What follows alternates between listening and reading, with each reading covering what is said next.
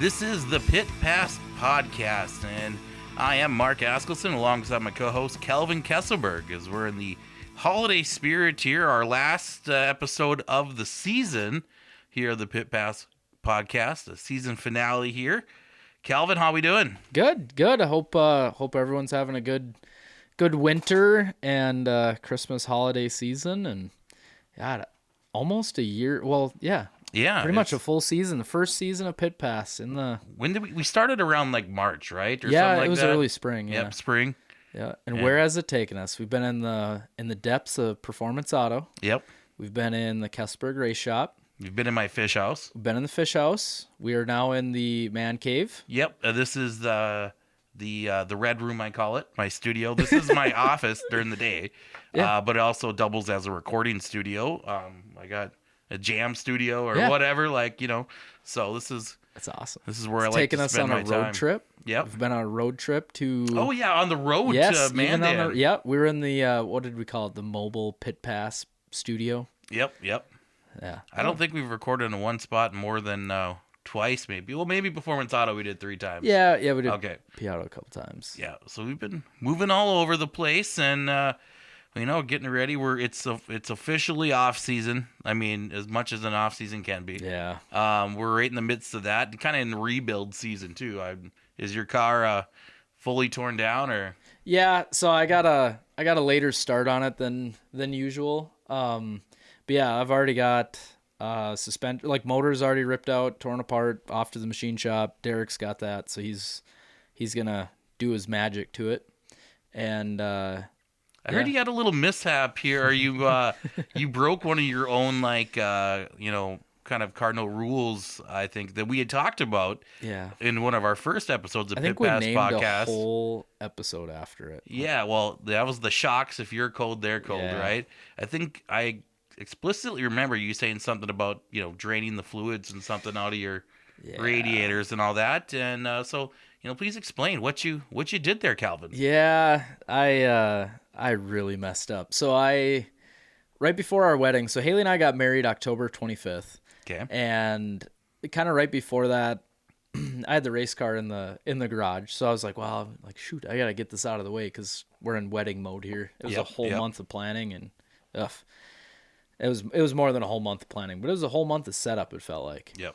So I dumped some water out of the radiator. Of course, didn't drain the full radiator, and dumped, probably like a quarter gallon of antifreeze, because there better be something in there, but it ain't going to stay there all winter. Yep. Well, my car sat in the trailer until December 3rd and we had already had it gotten pretty cold by then. Yeah, like 20 below, 15, whatever. Yeah. So anyway, finally get around to unloading my car after our honeymoon, and we did all that stuff, and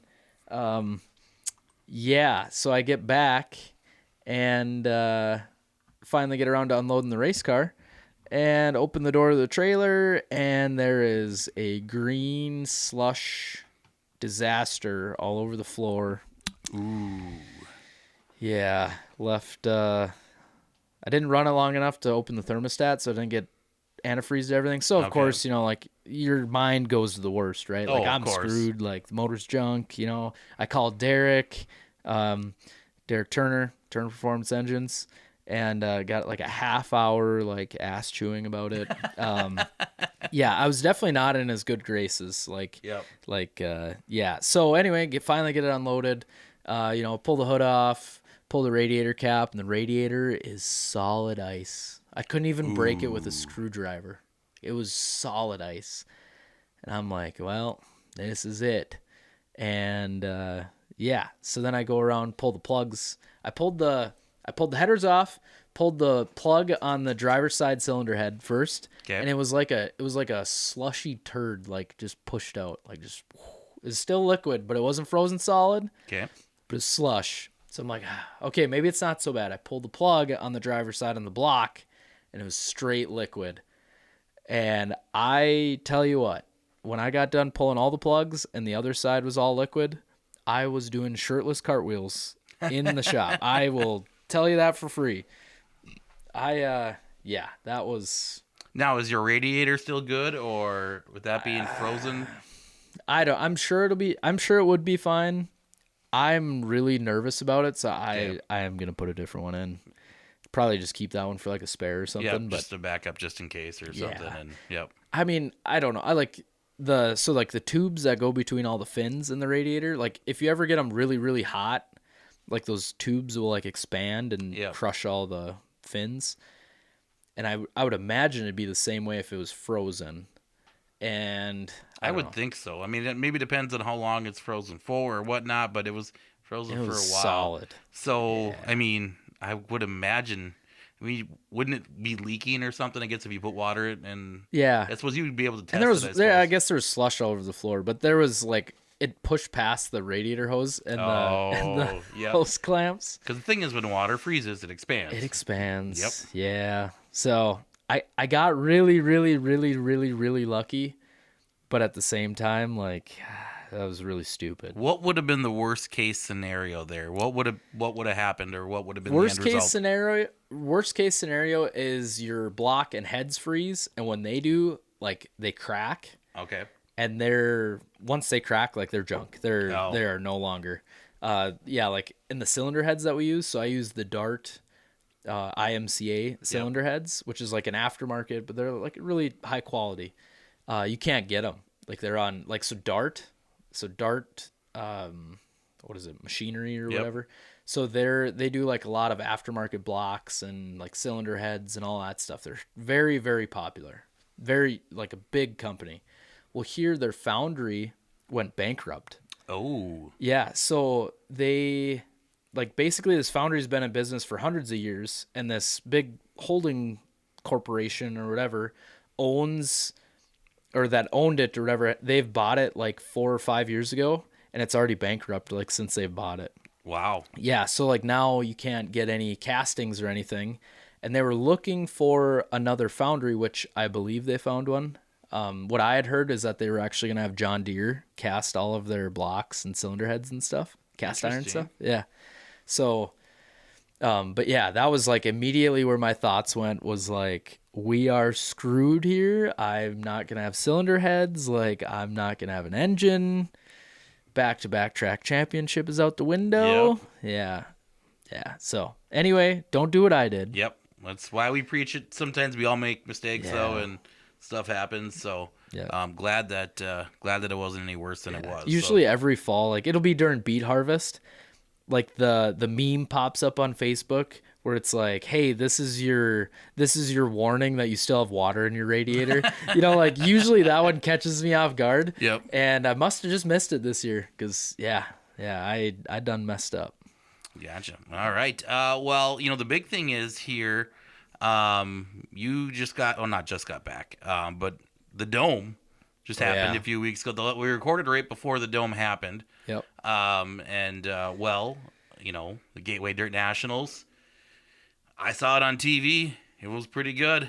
How was it? I mean, talk about the experience. Yeah, it's electric. That place there is nothing like it in motorsports. There is nothing like it. It actually this year was the most watched event on Flow Racing ever. I saw that, yeah. And then they actually opened up more of like the upper tier. It was like about 40,000 or something like that. Yeah. So like last year they had on the very top tier of the stadium, they had like kind of your like straight, like the back stretch section. No, none of the corners or anything. Well, this year they had half the corners open on both of them and the whole back stretch, and it was completely packed. It was something. That place is forever has my heart. Well, I bought my tickets for next year. The hotel is booked. It's happening. It's gonna happen. You can find me section 106, row 00, seats 1 through 4. Hell yeah. So in the corner of turn 1, I think is where they are. That's perfect. That's what I figured. You could see I Yep. figured I've always liked that vantage point from other racetracks is kind of being at the beginning of the corner, kind of. Yes. So I figured it would be for this too. So, come find me next year at the Dome. Should we record a pit pass episode there? We were talking about that. We could do it at the PBR bar after. Oh yeah, or I think that'd be pretty fun. And maybe we could interview some drivers. Yeah. Maybe with some of our locals. Speaking of our locals, couple of them had a pretty good showing. I know TPO and Adams made the show and did pretty good. Yep. Ryan Gierke, that kid he had some bad luck. Yeah. He had some terrible luck, but he was fast. Mm-hmm. He had some, he qualified good, but just had some poor luck. So I hope he gets a shot at it again next year. Like, that kid was bad fast there. Dan Ebert had a good showing. Yep. I think Jake Tim made the show too, right? Yep. One of the Eyes and Shakes was in a good spot to make the main. Layla had a really good run. But then kind of dumped it into the corner. Yeah. Or got dumped. So before that, so she had a really good run going. Yep. And Brian Shirley, who like actually is like kind of one of my favorite drivers. Like I kind of like, as a spectator, have a lot of respect for him.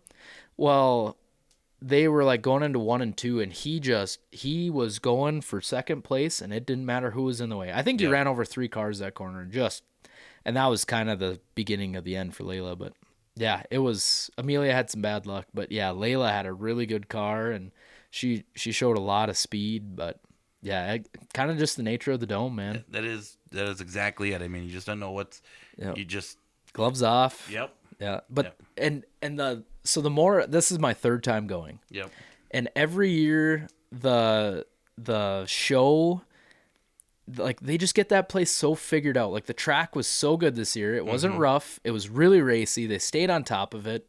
Their track prep didn't take long. Like, they've got that down to a science. They got the whole fence torn off thing down to a science. Yes. Like, that took last year. I mean, it seemed like it would take an hour. You tear a fence panel down, or the last couple years. This year, they got it in 5-10 minutes. Yeah. Yeah. So they kind of redid the fence, I guess, is what they were talking about. Okay. And they must have put better poles in, because the poles got hit twice, and they never buckled or nothing. They just put new panels in and called her good. Okay. But yeah, like, it's so efficient. Like, it's just such a well-ran show.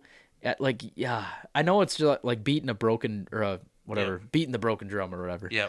But beating a dead horse. Yeah, there you go. Same thing. Yeah. But it's just so put together, and it's such a good, and the dome does produce good racing. Like, anyone who says that it doesn't is. It was pretty good racing. I mean, Pierce kind of maybe stunk up the show a little bit, but he started up front, and had he started back, then it would have been a good one. And there was good racing behind him.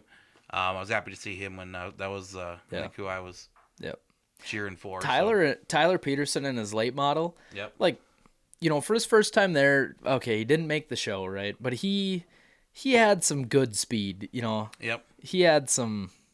Yeah. I mean, you're going up against, in the modified division, he is kind of the, top tier guy, right? Like, he's the late model guy. I mean, he's top tier locally, but now you're going up against the best guys, the national touring guys in the country. So, I mean, only 20 guys or so make the show, right? Right. Out of how many? Yeah. So that was a tall task. I mean, so. Yep. And the dome is starting to turn into, like, where they've always said the track is the greatest equalizer. Yep. And this year with the track, like, they were really on top of it. And I don't think the track was an equalizer. I mean, I think it's starting to get to the point where, like, okay, now it's a crown jewel race. You have to figure your crap out. Yeah, some of these, I mean, they seem to have it. I mean, they definitely seem to have it figured out. The one thing I noticed, by the way, do they really tech anyone or anything? Like, not really. There's no scale or nothing. That's what I was wondering. Yeah. Like, they never scaled Pierce after the race or anything like that. Maybe I figure maybe they pre-teched him or something. I mean, do they need to start enforcing some rules, or does it really make a difference? I don't know I know they checked tires, because they did. That's probably one of the bigger things. Yeah, they did send out like a tire sample, and everything passed. Yep. So there wasn't anyone doping tires or anything like that. But as far as rules, I mean, you have so many, like, you have cars from like Lucas Oil, World of Outlaw. Yep. I'm sure there's other local series, but like with Soda. Yep. So I'm sure it's kind of like, all right, if you're not blatantly, like, if this isn't a blatant advantage. Yep. Okay. It was really interesting to see how they really made adjustments to the body panels this year. Yes. And that right rear quarter, or seeing them kind of cut in, or they take the spoiler off on the right side, or they really started playing with that. Just not necessarily as an advantage as far as horsepower speed, I don't think, but just to keep it from getting tore up in the fence, right? Yes. Or be able to ride the fence. Yep. Yeah, that you saw a lot of that where like the right rear quarter was sucked in. Yep. And then Jonathan Davenport, did you notice that? So his spoiler, I think he had the breakaway off. Okay. But they took the spoiler and turned it. So like like the front of the spoiler was like up by the sail panel almost. Yeah. So like he could rip off the whole deck panel back there and he still had a spoiler. Yep. So like that was genius. That was smart. I felt pretty bad for some of the guys that had really good looking cars like Nick Hoffman and the good throwback that I love so much. I can't think of his name right now. I'm blanking. He had the real vintage 1990s late model body. Oh, Garrett Albertson. Garrett Albertson. I think they both like ripped theirs to shreds like instantly. Garrett tore his up in hot laps. I think. Yeah, that's what I mean. Like instantly. Yeah, car show was over. Yeah. And then you have Mike Marlar. Yep. Did you see he was it qualifying? Yeah, it was qualifying. He lost his ripped the fuel cell out of it. Well, here like they get it back to the trailer, and like I don't know, a bunch of them guys must have got together, and they either straightened the pipes out because like the clip was destroyed. Yeah. The tubes were gone. Well, they must have either cut it off and like booger welded it back on, or they bent it straight or whatever. But he got back out there that night for the last chance race for the B main, I think. Or maybe it was his heat race. I forget. He made it out there for something. He made it out there like almost right away. Like turn around and get back out there. And the car looked like it never had anything ripped off. That was just, Garrett Albertson's was my favorite design. I think that retro thing. And like, cause I have some of those like die-cast late models from like the 90s behind you there sitting on my shelf. So I'm like, that's pretty cool to see. Like just that old school body. Like you haven't seen that in a long time. Yeah. To not just do like a vintage wrap design, but like to go back to the 90s Camaro body. Yes. The nose, the Where did he even find that? I have no idea. That's what I'm curious. Like, did Performance Bodies make them like a one-off piece, or like did he have an old body laying around? He found some old nose cones. I'm sure someone like 5-Star used to make them. Like up until even kind of recently, you could get a full like IROC aftermarket body, and now they've discontinued them. But someone's got to have some new old stock. Yeah, or something, someone right? had something laying around. But yeah, that was badass. Yeah, that was great. So yeah, tickets are purchased for next year. Can't wait. Did you party a lot afterwards? Or, oh God. I don't know. Do we not talk about that, or how many bars did Andrew Jacob get kicked out of for playing Shania Twain? We didn't get kicked out of any. They did play Shania Twain. Okay. So we always go to the PBR bar. Okay. That's like the place to go. Like that Noted. a couple years ago, standing at the bar, right? I'm ordering me my Jim Beam Cokes because they don't have Jack and Coke. And I look over, and right next to me is Scott Bloomquist. No way. Yeah, like ordering a drink. And like, he was on another planet, I don't know if he just got back from his alien adventure or He's what. always on another planet. Like he didn't know where he now, was. But and then like Kyle Strickler, talked to him longer than I'd care to admit. But so one of Haley's friends is like kind of obsessed with Kyle Strickler, right? Kind of, maybe. Kind of an odd person to be obsessed with. Yeah, but like they're all like good family friends because of it now. So like he feeds into it. Well, here Kyle recognized us when we walked in. So then he's like, "Hey, where's so and so or whatever?" And we're like, "Oh, like we're gonna go find her. Like, have you seen her?" And he's like, "No, like I've been trying to." So then we go and find her, and I walk back to Kyle and I was like, "What are you drinking?"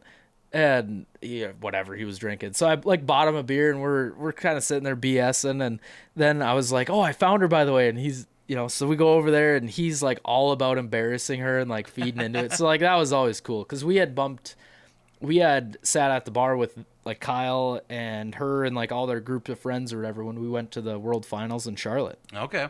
So like it was kind of cool, like he recognized us type deal. So I don't know, that was kind of. That'd be pretty sweet. But I saw like was it Nick Hoffman on stage dancing and singing or? Yeah, so that's at the wet T-shirt. The wet T-shirt, yeah. That was... I don't go over there. I don't go to East St. Louis. Oh, okay, gotcha. Yeah, you go across the bridge. I've just been told you don't go over there. Our hotel next year is right by the Arch, is where we're going to be. At the Hyatt. I think so, yeah. That's the one we stay at. That's perfect. Yeah. We'll party. This year, them guys had it figured out. So, perfect vacation, everything that you could ask for. So, about 2 o'clock, when everyone's getting ready to leave for the Dome, they had beer on ice in the lobby. Oh. And it was $5 a beer or whatever, right? Yep. So we'd load up on them. You go to the Dome, party, blah, blah, blah, come back. They had pizza, chicken wings, beer, everything laid out. And it was like $5 a slice or whatever. Nice. But yeah, so I was like, finally, after 10 years of this event, you guys have figured out. You figured out race fans. Yes. Like you have drunk rednecks that will buy whatever you put in front of them. Like, figure it out. Awesome. All right. Well, I can't wait. We do got a couple other big events coming up. We have, of course, you know, if you're into the midget sprints, things like that, you got the Tulsa Shootout and the Chili Bowl coming up. And those will be fun to watch. And then you got the Wild West Shootout, which is where we'll see a lot more. We'll probably see a few local guys at the Chili Bowl again this year. I don't know if Wilkie or Paik are running again this year, but I'm not there's sure. usually a few local guys. Like from the Race Saver Sprints or whatever. Yep. That kind Trevor Service, he ran yep. the Tulsa Shootout, so I'd imagine that he'd run the Chili Bowl again. Yep. But yeah, so that was kind of cool, or kind of cool to see them local guys do that stuff. But it was fun watching Paik the last couple of years because he had a few bad like beginning nights or whatever, but then like watching him kind of run the alphabet soup a little bit, like he moved up a lot. So that was fun to watch. But yeah, the Wild West Shootout. Down in, is it Arizona? Yep, Central Arizona Speedway. Okay. So that is, I believe it starts the 10th, and it goes to like the 18th or something like that of January. So they moved it from Vado to Central Arizona Speedway in Casa Grande. So that'll be really cool seeing it kind of, because that's always been an Arizona event. You know, like that's just kind of a cool deal to see it come home. And yeah, I think it'll get supported well. Please ignore my cat in the background, by the way. Oh, all good. I hope you can hear it on there. I hope you can. You might be able to. So, anyways, yeah, but yeah, Wild West Shootout. It should be interesting. They kind of reconfigured Central Arizona Speedway. Okay. So a couple of years ago, they put a wall all the way around it, and I don't know. We'll see how it affects the racing. Absolutely. Should be. There's usually a fair amount of locals that are in that one, right? Or yeah, like we got. Or is that another one that they? There used to be another one. So there was like the Ernie Mincy. Oh yes, the early thaw. That's what it was. Yeah. So now I think they kind of quit doing that one because right after the Wild West Shootout is the IMCA Winter Nationals. Okay. Yep. So I think the Ernie Mincy deal is kind of out for this year, but like I think Matt and Tyler plan on going. I'm sure the Eisenshank girls. Yep, they're and locked then in. Lucas Rodin, the Nightmare. He does well down there. He's on his way down there. Yep. But yeah, I think that might be kind of most. You know, you might get a couple stragglers here and there, but yeah. Awesome. Looking forward to that. Let's see what else is going on here. Hey, have you gotten your bowling pin back? No, my kingpin is still on the lamb. So in recent update, just to keep everyone in the loop of where Mr. Kingpin's at. Oh, as of 3:06 p.m. today, I have another update on Mr. Kingpin, and I haven't opened this one, so this one will be juicy. Well, what the heck? So here reads the what is it? Ransom note? Yeah, so just a little background. Your Kingpin trophy got stolen. Stolen from our wedding. And it's been all over the place. And it has been on an absolute like dream of a vacation. So it started in Ada, and then it was in Red Lake Falls, and then it went to Fergus Falls, and it was in Kindred. And yeah, it's been all over. It's been in bars, spots, bars, backs of cop cars. It's been in a church. It was in a church now. And now at my desk at Performance Auto. Huh. So I don't know when that was. Yeah. My kingpin. Just come back. And you've been getting like other pins like Yeah. So I think I'm up to 8 or 9. Maybe I'm up to 9 bowling pins. Oh my god, and here's another one. Here's the 10th one. He just showed up at my place one day. He's looking for you, so. Well, I guess it's a pin. It's not Mr. Bowling Pin, but that is awesome. So we have another bowling pin now that has just shown up that is still a cousin of Mr. Kingpin. Yeah, so I've had them under the hood of my pickup, at the store, like at home. I walked in and there was one sitting on my couch. Yeah, so I'm up to 10 now. Okay, so that must be a sign that it's getting close. So we got a full game. Yeah, you could. Of all the things I was expecting tonight. Whoever the mastermind behind this has really put a lot of effort. And for the record, it's not me. So I've always said it's an inside job. It's an inside job. And I don't even know where my ransom is up to. I offered 1 crisp high 5, and then I was up to 2. And I think at one point I was up to a crisp high 5, a hug, and a pack of Twizzlers. But yeah, okay. I don't know where we're quite at. Well, hopefully you'll get it soon here. The holidays are coming up. I mean, it's going to miss you, I'm guessing. It's got to miss. Like... I tell you what, I was admiring all 3 of my kingpins. Yep. Right? And I go up there and I was going to go polish them off on the shelf and clean them up. And there's one still missing. I was hoping he was back, but he's not back yet. Oh, I hope you find it soon. His spot's empty. This is awesome. I was trying to find a nice way to slide that in there, so I keep them hidden from you for a little bit. You didn't go to PRI. I know Jake was at PRI, but that was a big event here recently with all the, the latest and greatest in the racing world. It looks like it'd be a really fun place to go to. But, I mean, what did you see? Anything new and exciting that you heard kind of come out of that, or whether it's tech-related or other news-related, or, what was the big buzz around this year's PRI? Kind of the newest products is Weirs and Longacre, and I'll actually have these in stock. They're set to ship in January at some point. Okay. So Weirs and Longacre actually teamed up, and they came out with a wireless load stick. So you'll be able to buy them, like, they're kind of in shorter lengths than, say, like your regular Weirs load stick. So you'll be able to like buy one for the front and then buy one for like the rear that's longer. Oh, okay, yep. But basically they're wireless, so you'd use the Longacre app on your phone, and it'll allow you to track. You'll be able to save load numbers and stuff like that. It doesn't measure like center to center, but still, I mean, it kind of, it if you're not good with writing down notes like I am, yep.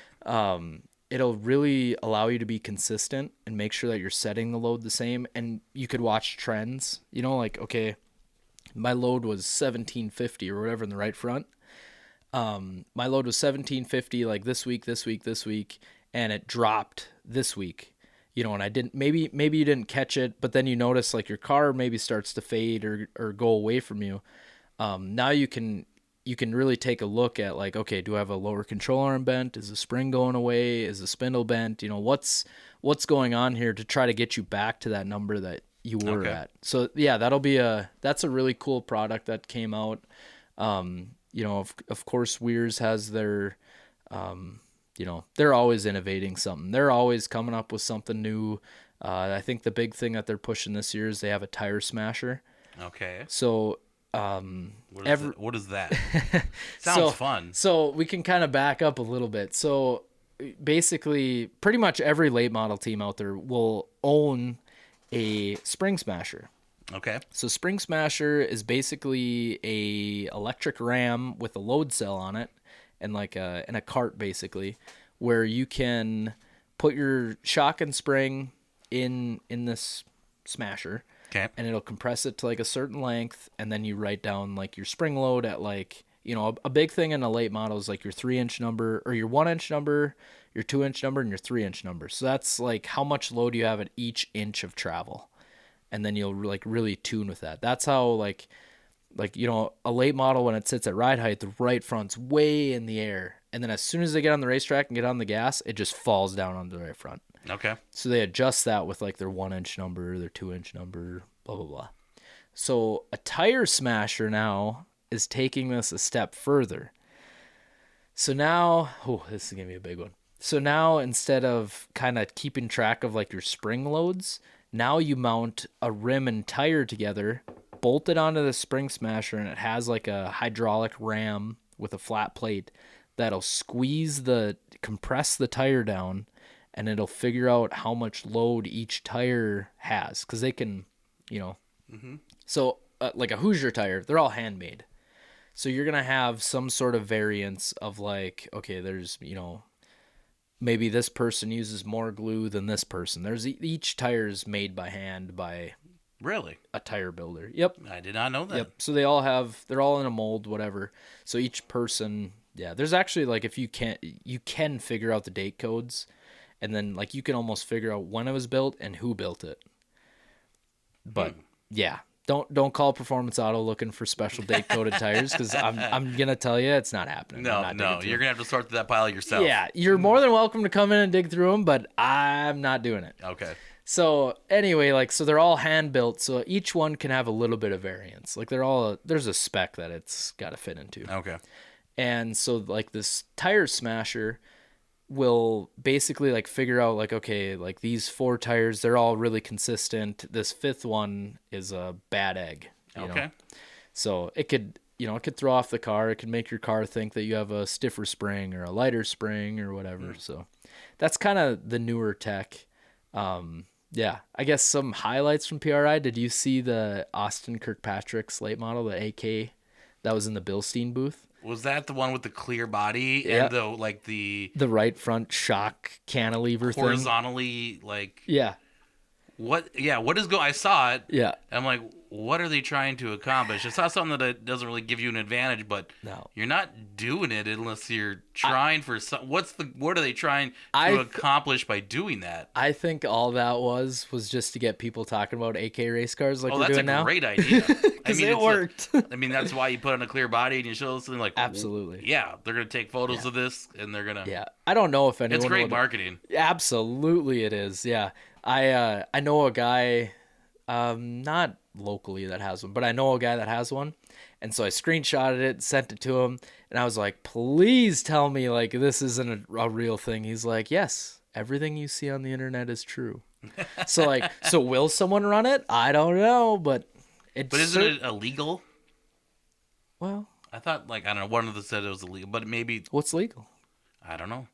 The rule says it has to be mounted as vertically as possible. Yeah, I mean it's got a vertical rod in there. Yeah, I mean what? Well, I guess if you really want to get there, like with how much your late model rocks over on the right front, I'm sure at some point it's vertical. I mean, just depends on what degree you're talking, you know. But yeah, so I mean, people are really stretching these days trying to try new things. But well, absolutely. I mean, you gotta, right? Yeah. Sometimes you gotta think outside the box, and they definitely did. And great marketing plan if nothing else. To get people talking about your car when, so and so posts about it and gets thousands and thousands of views and hits and. Just wait till you see what I unveil in the 11 car this winter. What do you got in the 11 car? Well, I mean, I can't really disclose it. Oh, okay. But yeah. Got some cool secret stuff. I'm gonna have like a 6-foot bar reaching out of the back, like out of the trunk, and then I'm gonna hang like 6 to 10 chunks of lead back there. Okay. So in drag racing, they call it the butthurt bar. Okay. Yeah. So we're gonna try that in circle track. They don't have to turn though. Yeah, I mean, is the principle still the same? I guess. Yeah, yeah. They did research. Okay. 60% of the time, it works every time. There you go. One of the cool things too, I think I saw out there was like lithium batteries or whatever, like for race cars. And I remember back when like Optima batteries came out, and those were like the glass pack batteries. Yeah, and you paid a crap ton of money for them, and you probably pay even more for them now.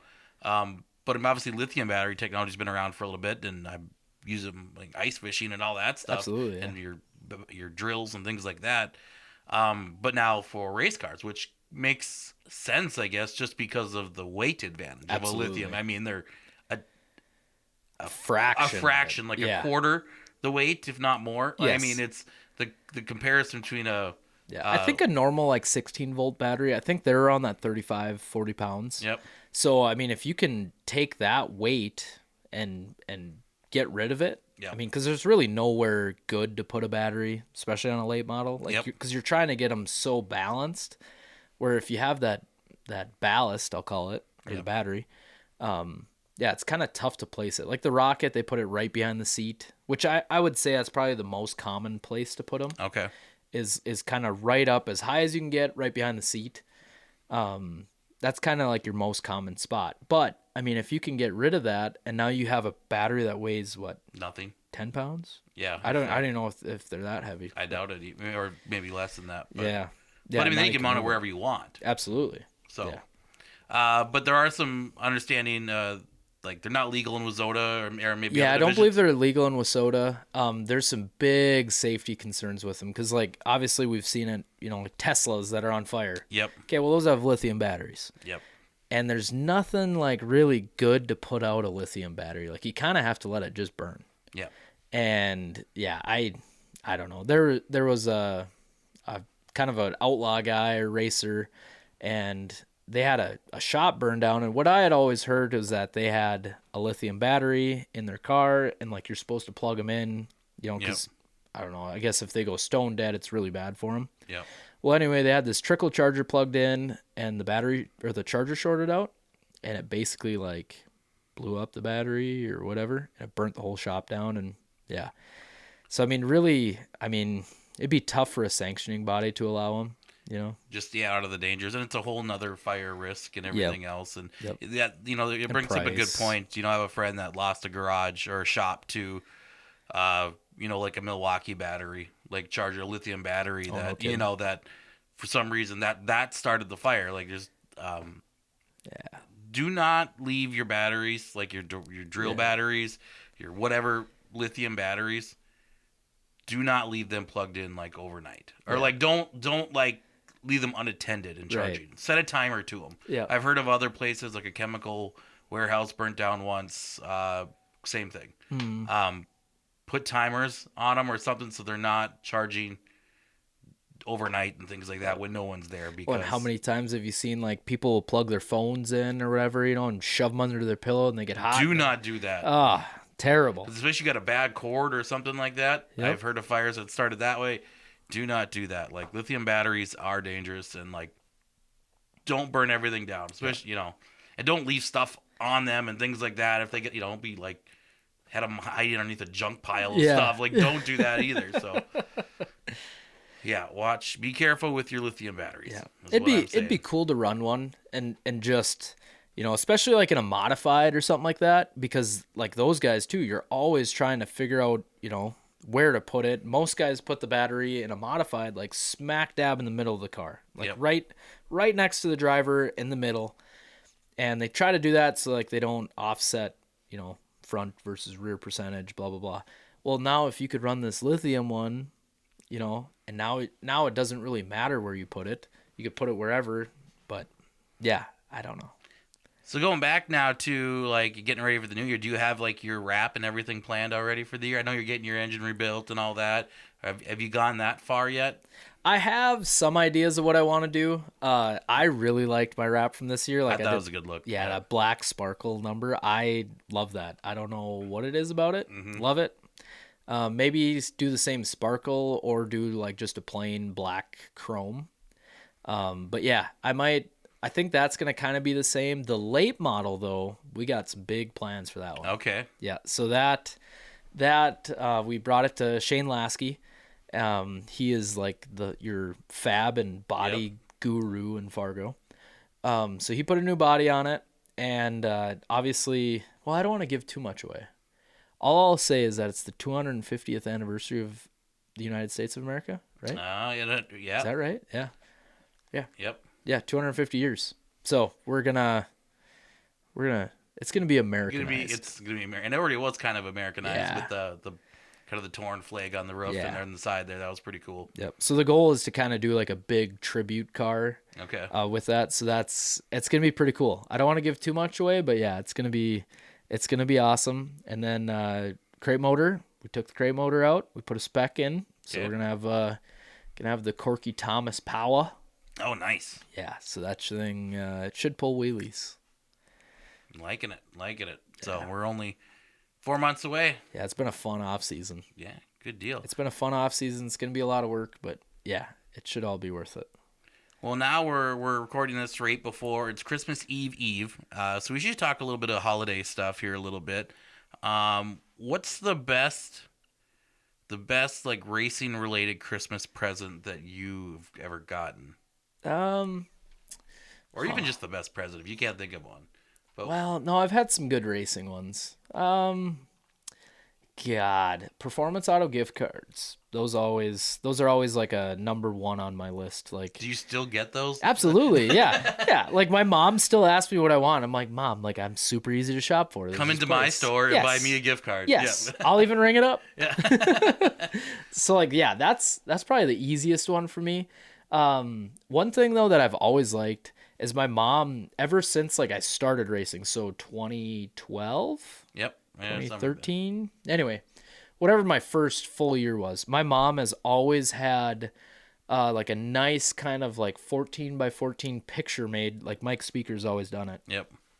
Nice picture made that has like all the starts, all the finishes, like how many top fives, how many top tens, like, you know, where you ended in points, like that type of deal. So like that's always been cool. So I've had one for every year, and then Those stats have gotten better and better each yeah, year. yeah. So it's been kind of neat to cool. see. Like I have them all hanging in my garage, and it's just kind of cool. Like especially, you know, like whatever. Say you're having a bad day or whatever, Yeah. right? Or you're working on your race car and you're like, God, this sucks. Like blah blah blah. Which I don't know how that can happen, but Yeah. you'll have your days. Days, yeah. It's kind of cool though to like look up there and be like, holy, like I wonder what like 13 or 12-year-old Kalvin would say to like me now. Be pretty stoked. You know what I mean? Like, yeah, like I've always been around it like since I was a little kid, and like you kind of forget because you get so caught up in like, okay, I gotta get like my car maintenance, I gotta get the motor built, I gotta get the body on, you know, and before you know it, you're already racing. You know, so you never really get to like step back and be like, holy, like look at what I started with, which was nothing. Yeah. And then kind of look at like the team and operation and stuff like that we've built.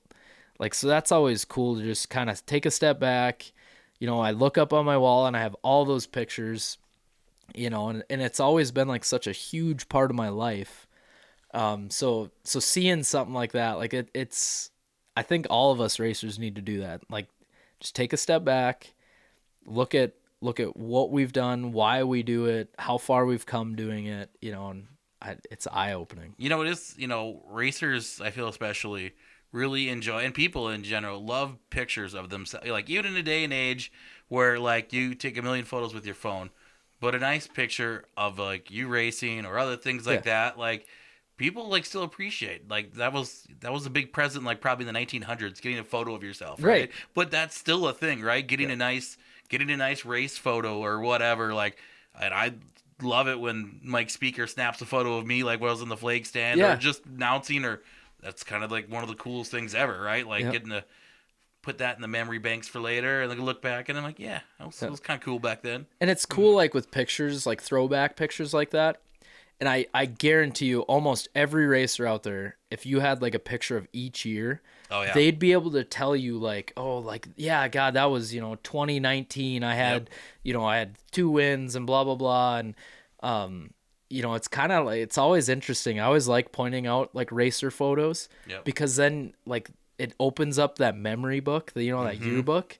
And it's always cool to hear like of, you know, yeah, that car, like I tried this, and this worked and this didn't work. And I tried this suspension setup and that didn't work. Like racers they can always remember it seems like.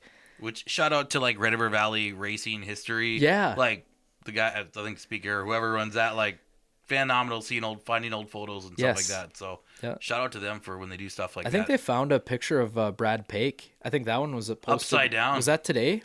Yeah, a couple days ago of the one of him upside down at like and I have well actually I don't know if I saw, I think Corey Litton still has my photos, but of like all the driver cards or you know the photos, actual photos back in the day. So I got some old Brad Pake photos of when he was, you know, the Arctic Cat guy, and then the, you know, the 64 as well, but he was always one of my favorites. So. Like you could, even you looking back through them, like you can point out, okay, this car, like God, he was bad fast in that car. Or like this year wasn't as good year. You know, like he kind of had an off year that year. But it's always cool to like dig through that. And yeah, like pages like that post all the old pictures. It's cool looking back because, you know, either the driver or his pit crew or like people that looked up to him or like they were his favorite driver, like they'd all be able to look at that car like, you know, Devon Mumlov with his purple framed Miller Lite car. Yep. Everyone can point out that car and be like, "Oh man, that car was really good," or "Oh man, that car was terrible," or And everyone's got some Deb Mama of like memories. "Oh god, yeah." Or stories, Yeah. right? Like Yeah. everyone's got a Deb Mama story. Yeah. But Yeah, he's a wild man. well, probably. I was trying to think. I think one of my favorite like racing presents I got, and actually, they're right behind you. My brother got me late model diecast, and so the one was the Steve Francis Mopar, the one car, and then there's a Donnie Moran 99 there. That was back when diecast was really big, like in the late 90s, early 2000s, kind of when diecast was still pretty big, like late model diecast and all that stuff. Then it died off for many years, and now it's popular again. Now it's coming back. So, like, I got those for my brother for Christmas, I think, a couple years. And then I acquired a bunch of old vintage ones, or old ones here just recently, but I made a collection. The Pat Door one, by the way, is one of my favorites. The 11, I got a nice Pat Door one right in front of you. Yeah. But, yeah, I think those were probably two of my favorites, or even just getting a PlayStation when I was like probably like 10, 11, 12, and getting NASCAR 98. Oh yeah. I mean, and a steering wheel and all that stuff. My parents, oh my God, like as me and my two older brothers who are both race car drivers, I mean, like that was like dream for us as kids to like have NASCAR, a PlayStation with NASCAR 98. And now you look at the games, my nephew Patrick just got the PS5 with the World of Outlaws game, and like that's way more fun. Still the best game. I don't know, arguably one of the best games ever is the PlayStation World of Outlaw game. That is pretty sweet. I remember, so I had on the computer the World of Outlaw, or the Dirt Track Racing. They had Dirt Track Racing and Dirt Track Racing 2. Okay. And that had, I think the second one or the first one had a World of Outlaw like sprint car drivers on it. Awesome. So like, and you'd start with like in a street stock. One of them I think was a sprint car one, and then one was like a late model. I don't know. You started like a street stock, and then you'd run like a late model, or then you end up in a sprint car or something like that. And then the other one was like it was like a street stock late model, or I don't know, big block mod, and then I forget. Like kind of have to progress. You progress right too, but like those were like PC games. Yep. So they were the same, I think. I'm guessing the same kind of principle or the same founder, but they were the Rat Bay games. But Dirt Track Racing and Dirt Track Racing 2. Yeah. Those were really like those are the OG. Yeah. I think racing games or sprint car games and stuff like that. So now, like we should definitely dedicate a whole episode to racing games or something like that. Oh, we certainly could. While we're like playing like a game or something. We could. Yeah. So now I have like iRacing. Mm-hmm. So I got like the little iRacing like chair and whatever. And I feel so bad. So like right when I got this, I texted my buddy Lindsey Hansen, right? And I'm like, God, like do you have this, blah blah blah, and we're talking. He's like, yeah, and like I'm in a league, so you got me into this league and all this, right? I haven't raced it once with him. I feel so awful. Like I signed up for it and did all this, like, oh yeah, it's gonna be great, and I haven't done it once. But the couple of times that like I've actually raced, like, so it's actually like realistic, like. You need to let me come play that one. Absolutely. I want to see how. Yeah, whenever you want. Yeah, you can teach me how to drive. Yeah, it's actually really cool because like you have feedback. So like the steering wheel has feedback, and then like the track changes. It's crazy how accurate it is. Like the track changes. Like aerodynamics is a thing. Like not like the cringy like follow the vapor trails. Oh, no, like it's like actually like you can feel a difference. So like that's kind of fun. And then like I've done a couple races, just kind of like a hosted lobby type deal. So like most of those, the way that they're set up is you have like a 45 minutes of practice. Okay. And then there's qualifying. Okay. And then there's like usually heat races. And then sometimes if the lobby's big enough, you'll have a B main. Jeez. And then you'll have like an actual race. So like this whole deal could be like a 2-hour ordeal that you're like sitting to race one. Like it's actually like set up as if it was a real race. So like that's kind of cool, like just what they've done and how like they've put iRacing together. Yep. Like so that's always cool. But yeah, for sure you should come over and do it. Okay. We should figure out how to do. We could do a live stream type deal. We do like a Discord or something. Yeah. I know your brother's good at that or does all that stuff. So Yeah, we could. We're do gonna that. put that one on the Pit radar. Pass Discord, or like watch Mark get his butt kicked in iRacing. It's hard. It is like I still can't drive the super late models because they are super hard to keep a hold of. Oh, really? It's like honestly physically demanding and like very difficult. I've done like at Big Iron they had Ford always has like a simulator Yeah. thing, and they had an off-road truck one. Yeah. And kind of that same thing, like it's hard to handle. Like, Yes. of course, that had like legit like shocks and like Yeah. like motion, but you like legit like got to put on your seatbelt, Yeah. and like you're getting thrown around, and it is really hard to like Yeah, and it's get a hold of those very, things. very like technical. Like what I've Yep. found with the iRacing, and I don't know, like will it help you with the actual racing? Maybe a little bit, like hand-eye or something. But like the throttle control and like using your brake and like your steering input and everything, it's so technical. So then Okay. like after you do it a couple times, like then you'll get bored and you'll start like YouTubing it. Yeah, okay. And there is some guys that are so smooth like racing and you're like, holy crap, like this guy is way too good at this game. And we've seen it translate in real life too, I guess. It probably does. I don't know how much it does for dirt track racing, but Yeah. we can debate that all day maybe. But it's obviously a lot of NASCAR guys. Everyone's doing it. So Yeah. it ain't hurting. No. It ain't hurting. No. Speaking of Christmas presents, who deserves a lump of coal in their stocking? Any other drivers or anything else that you want to call out right now? Lindsey Hansen. He'll chat GPT something. Probably the one person that I was thinking about this, like, that deserves a lump of coal. And, I guess, everyone else has already been berating him, so I'm way behind in the game, but got to be Barry Braun, right? Oh, I guess God. he's got to have his Yeah. trial yet and all that, but Yeah. I think that lump of coal was coming long before the... Yeah, long time coming there. Like, you could only rob Peter to pay Paul so many times. So, like, the racing world kind of knew, like, I could feel like something was coming, like, because Yeah. it just seemed like... Like, you had the Super Series. You right? hear So- rumblings and all Yes. these different things, like, there's no way, like, you hear rumblings of people not getting paid, or, like, Yeah. the streaming market isn't what it was, and it's huge, but like the pay-per-view thing probably isn't as big as it was in 2020 Right. when there was money to be made, right? Yeah. Just you can't be making money off these 100,000 to win shows, and No. you hear they're not actually 100,000 or other things, Yeah. and the little subject line that says pay may be change or what Yeah. based upon And the entry and like, otherwise, and the catch for me, like what always was fishy for me, like, okay, they'd announce a race, say like now, for instance, it's middle of December, end of December. yep. They would announce a race like, okay, we're going to have a 150,000 to win race in October of 2026. Yep. But you have to sign up by January 1st, 2026. Yep. And you have to have your entry fee paid. Yep. So like they're just using that entry fee to pay For the back, last race. yeah, pay back events, yeah. And then they'd always use well, we're waiting on tire samples to send out checks. Yep. Well, Gateway Dirt Nationals just happened the first weekend in December? They had it within 2 weeks. Yeah, they had the roughly. tests back of like 40 samples or whatever it was, like back within a week or two. Like, come on, don't give us all that. Yeah, and doing that, essentially is kind of a form of fraud or illegal, where you're Yes. robbing from one race to pay for another. Like that's At some point, it catches up with you. and it did.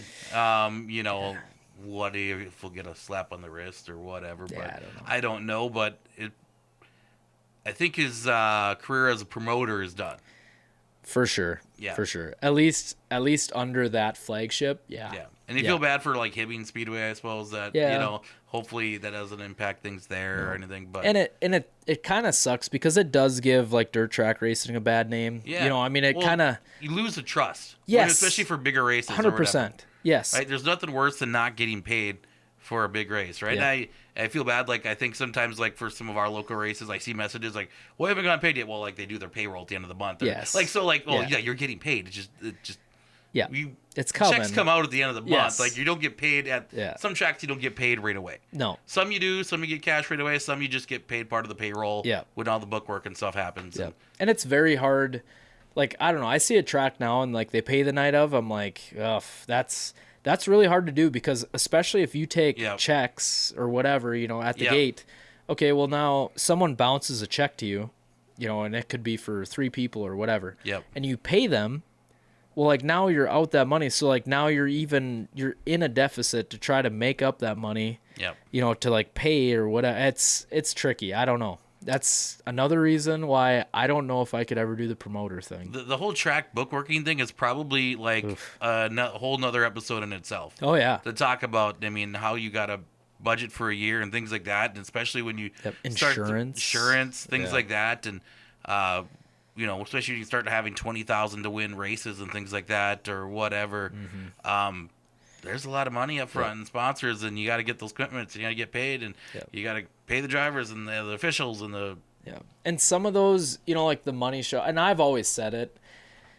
I like even like locally, like we have a if we have a race that's like, oh, it's 1,000 to win, stock cars, blah blah blah. Like I don't honestly I don't get excited for it because one, drivers drive stupid. Yeah. Like stupid stuff happens because you put a little bit of money on the line and whatever. But then like some of the other stuff, like you'll see shows, in the Minnesota whatever area, and they're like 9,200 to win or 20,000 to win or whatever, right? Well, like those kind of turn into a big money grab, from the racers because okay, now you have to pay, like I'll use the Wasota 100 for example or whatever. So you pay an entry fee to just walk in the gate. Yep. Okay. So like you and your drivers and whatever, each day you pay an entry fee. Now you have to buy a parking spot. You have to pay for your tow vehicle. You have to pay a trailer fee. And if you have a side-by-side or a four-wheeler or a pedal bike or a golf cart or whatever, you have to buy a pass for that. Yep. And then you have to do that every day. And if you're camping there, if you have a camper there, now you got to buy a camping spot. So now like they've got you for, not to mention the price to get in is much more to begin with. Yep. And then some of those shows too, when you go to draw, like say you go up to the draw window, okay, well it's $50 to pull a number. So I mean they're getting you on all sorts of fronts. And it's just tough for the local racer to do that kind of thing, Zach Johnson kind of touched on in his latest Between the Rows video, which was from the Wasota 100. He kind of briefly touched on, oh, now I got to pay this and that, and for the 100, and it gets to be, you kind of understand because it's the price to pay and the price to play, right, and to win more money or whatever, and the fame and notoriety winning some of these bigger events, but. Because it costs more to put on these bigger events, things like that. But it does get to be a lot of different fees and things like that. And I guess I don't mean to just dog on racetracks or promoters that do it that way. Because I do see like obviously take the Wasota 100 for example, just because it's easy. Okay, so you're charging all that, blah blah blah. Okay, but now you have a higher purse. You have to overstaff a bunch because now you have to have security workers, you have to have people that can lots of tech, they got to spend a bunch of time pre-teching and all that stuff. So you're like overstaffing, so obviously the money has to come from somewhere to pay for those people.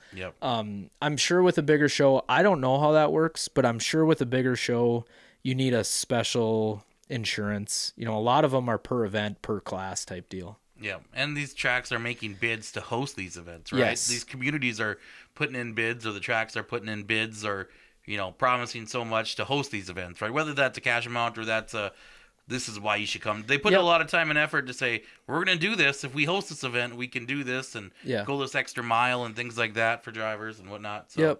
Yep. So I mean, there's the end of year stuff or whatever. It's all really really cool and it's awesome, and we're really lucky that we have them. Yeah.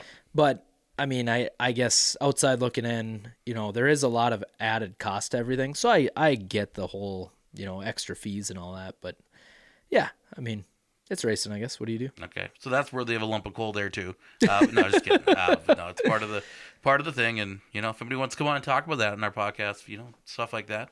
Yeah. To know some of those ins and outs and, and we'll bring on another promoter. We always have Jake, Jake Bitker and stuff on our weekend, but we get some different voices, things like that too. So yeah, perfect. New Year's resolutions. What do you hope to accomplish here in 2026? What do you forget the I'm gonna lose weight and other things. I'm not even gonna try for that myself. But racing related, I mean, you're gonna make a resolution to do something better or to make a goal. What are you gonna do? Racing related? Honestly, okay. And personal too. If you yeah, want. this is gonna be a little more on the personal side, but I'm gonna try to be like better with my family and like now wife. You know? Oh, that's like a great for idea. the last whatever 7 years. Well, I don't know. Yeah, 7 years I suppose. Mm-hmm. The race car and everything and work and all that has definitely came first. And I'm gonna try to like be present more. I think I'm not gonna lay off on the race car at all, but I'm gonna try to just spread out the time. I think that's a good idea. Yeah. I find as as my daughter gets older, it gets a little bit easier because I want to spend more time with her because like she wants to come and do the things that I do. Yes. Whether that's going to the races or going hunting or fishing, that makes it a lot easier for Yes. me. And I probably will this year. I'll probably get a chance to do a little more time with family or camping, other things too, if my Friday nights are free or whatever now. So I'm hoping to do more of that myself. I think part of it. Yeah. But racing wise, do you have a goal? Have you? I don't know. Back-to-back Red River Valley Speedway track champion. That'd be cool. Yeah. Norman County Raceway. I'd like to try. I'd like to check that one off too. So I'm not going to any weddings this summer. Okay. So if you're having a wedding and it's on a Thursday night in the summer, I'll send a card. Yep. And maybe a crisp high five next time I see you. But yeah, I'm gonna really try for the Norman County thing. I'd really like to. I don't know if this is like a resolution or not, but I'm gonna really try to improve the late model thing. Okay, that's a resolution. I mean, that's a thing. Yeah, I'd really like to, get more familiar with that, get better with the setup thing, be a better driver with it. What's the key to doing that, though? Just more seat time. Just more seat time. Yeah. That's all it really is. It's seat time.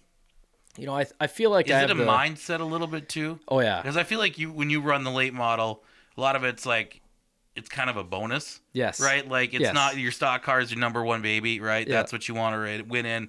And if you do well in the late model, you don't seem we to had have fun. You don't seem to have high expectations. No. And so is part because in your stock car you usually have pretty high expectations, Yes. right? Like, so as part of that in the late model, just like I need to go out here and start performing. Like I'm gonna make it. Like I'm going to not that you're not going out there trying to win. Yeah. But like your mindset of I want to be a winner in this class. Yes, like there's definitely some of that, and some of it is like me. Like I've got to be more disciplined with myself to like, God, how do you like describe it? Be more disciplined as far as like, okay, the stock car has its own driving style. Yep. And the late models is completely different. Just get over it. You're not going to drive it the same as the stock car. Yep. Just drive the piss out of it. Yep. And whatever happens, happens. Like just go all out, give it all you got. That's kind of the mindset with it this year. I think one of my resolutions here for 2026, racing related, I think I'd like to get to more tracks if I could. Yeah. As much as I'm kind of saying I want to spend more time with my family, I also would love to get to more tracks. Yeah. And going to the Dome this year, so that'll be cool. And try to get to a few more specials, things like that, and just get to and experience maybe some new ones. Yeah. Try and find another new track, at least one new track this year. Yeah, I'd really like with the late model, we could check this off together. I think so. And that's part of the other resolution is continue to learn more about the cars and things like that, and the technical side of things. I've always said this. I'm not a mechanic, but I can scrub a tire or whatever. I can do that, and if I learn things, I can do them, right? So I'm not I've always loved getting out of my comfort zone, because I think some people are always afraid of doing that. Like especially as you get older, you get used to doing the same things the same way and whatnot, and learning new things is probably scary and different and whatever else. But I love any chance to learn a new skill. Yeah. And get out of my comfort zone. And maybe that means getting yelled at because I did it wrong, or it means, just whatever, just getting your hands dirty and doing it. So I always love the chance to get out of my comfort zone and experience something new and learn a new skill. So Absolutely. Maybe we can do that with the late model and stuff like that, doing some more pitting this year and whatnot. I think that'd be a lot of fun. Yeah. So I'd like to travel and try to get to, I want to try to get to like Greenbush. I want to try to get to Fergus because I've never raced Fergus. Okay. So I'd like to do that. I'd like to try Jamestown at the late model. I don't know. That one scares me. But I'd like to try that. You know, maybe Devil's Lake or something, but I won't get that crazy. But yeah, I'd really like to try to get outside of the couple that I've been to with it. So that'll be fun. I do enjoy a trip to Devil's Lake every now and then. I usually make one a year to come in and out or something like that. And I guess growing up, my brother raced there from time to time. And I always remember the drives to Devil's Lake because it's a 3-hour drive. Oh, yeah. You know, in the back of a 94 dually with a 460 in it that got 4 miles to the gallon in a headwind. And just, there's a lot of good memories on the drive out to Devil's Lake, right? Yeah. Like, so because it's a little bit of a longer drive. So I always like going there. Like, it's to me, that track brings a lot of nostalgia. Yeah, okay. It's in general kind of a nostalgic track. It kind of just looks like an old dirt track, right? They got the cool bar there in turn 4, but I don't know. It just kind of, it's all dirt and gravel there, like, and it's, you know, and it's, I don't know. Yeah. Just maybe we'll have dusty. to take a pit pass road trip. We'll do it. We could probably record. I bet you Nolan would let us record from the bar. Yeah. You know, from the turn 4 bar there. So it'll be kind of fun. We'll keep it on the radar. Last time I was there, I won a bunch of money in bowl tabs. So that's a win. Or in the e-tabs. That's Plus, a win. Nolan paid me cash for announcing, so it was a good day. Even better. Yeah, so I think he made me stick around a little bit later so that I'd spend some money in the bar before he paid me. But it kind of backfired, and I won more money anyway. So, like, works out. Like, damn it. Gotcha. All right. Anything else we want to chat about here today for our season finale? I don't know. Just I think this is kind of a cool deal, and hopefully I don't know. I'd like to keep going on it. And I'd like to grow this more for next year. Yes. I think so. So make sure to share, like, and all that stuff, and tell your friends if you want to be a part of it, want to be a guest. Yep. You know, if you racer. Like and share this Pit Pass podcast episode, I will give you a crisp high five the next time I see you. I think you need that on the back of your race car. Crisp high five. Crisp high fives. Yep, and the sail panel or whatever. Like, I think you need crisp high five. Yeah. And then do a little painting. And if you have my bowling pin out there, whoever you are, please bring it back. Bring it back. Gotcha. I don't know. I'll figure out some sort of ransom. I got to up it a little bit. We might have a bonus episode coming in January. We'll see. I got a big ice fishing trip planned here. Oh, yeah. After the holidays. And we're going to be out there with Derek Vezadal and my brother Matt from the Racer. So I think it would be like a bonus has-beens, marking the has-beens or never was, depending on which one you're talking about. But I might, if I feel like dragging my equipment up to Lake of the Woods, we might have a few beers, catch some walleye, and talk racing. So we'll see. No guarantees that makes it happen, but we'll see. Perfect. Well, Kalvin, appreciate you being a big part and a great voice here for the Pit Pass podcast here in 2025, our first season. I think it went great. And, I wish you and your family Merry Christmas, Happy Holidays, and looking forward to more in 2026. Absolutely. You too. All right. Thanks for listening here to the Pit Pass podcast.